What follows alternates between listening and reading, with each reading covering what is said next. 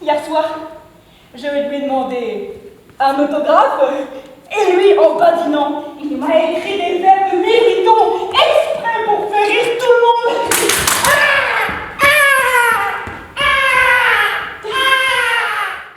Il y a 4 personnages, Constantin, qui est un jeune auteur qui désire être metteur en scène et auteur, et Nina, avec qui il a un peu une histoire d'amour au début, qui elle rêve d'être actrice. Et puis il y a la mère de Constantin, Irina, qui elle est une actrice célèbre, déjà bien implantée dans le milieu théâtral. Vous n'êtes plus la même avec moi. Votre regard est froid. Ma présence vous gêne.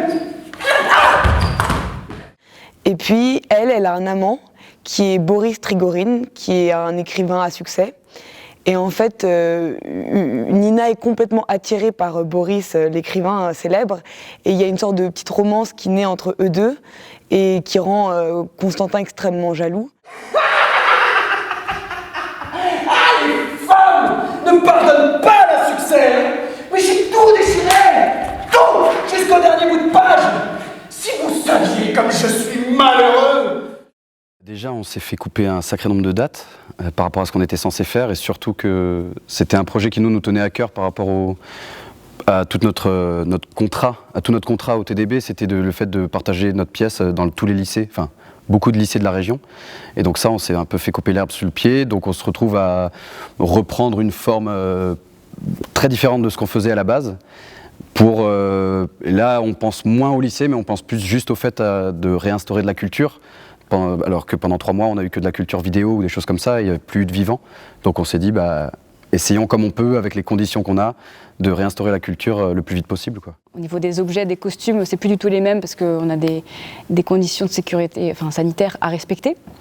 Donc là, on joue Anthony d'Escrime alors qu'on avait un costume beaucoup plus punk et rock. Certains enjeux aussi de la pièce varient, même si on raconte la même chose. On avait des marionnettes. Donc maintenant, on interprète chacun 2 personnages sans utiliser l'objet marionnette en soi. Donc il y a vraiment une autre recherche dans le corps, de l'accent. On a essayé un peu de s'amuser aussi avec les visières, justement pour dire un peu, pour mettre en exergue cette obligation de porter ça. Avec un livre. Oh, bonjour, Nina. Lui aussi, il a l'accent russe, dis-moi. Étonnant.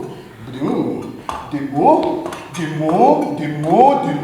Je suis Boris Trigorine. J'ai l'accent russe, français, anglais, ce que vous voulez. C'est sûr qu'il y a quelque chose qui est bâti sur le conflit de génération. Là, ceux qui parlent russe, en fait, la mère de Kostia et son beau-père sont plus âgés. Ouais, on leur a mis des cannes, du coup, parce qu'on travaille avec des épées. Il y a une chose qui est très hygiéniste, en fait, dans la période aussi qu'on traverse. Moi, j'ai cherché une raison d'être à ces visières. On m'a dit, il faut recréer avec des visières. Enfin, voilà, je me suis arrêtée sur Escrimeur parce que ça renvoie à quelque chose du théâtre et que l'exercice de style était possible. Pour le bonheur.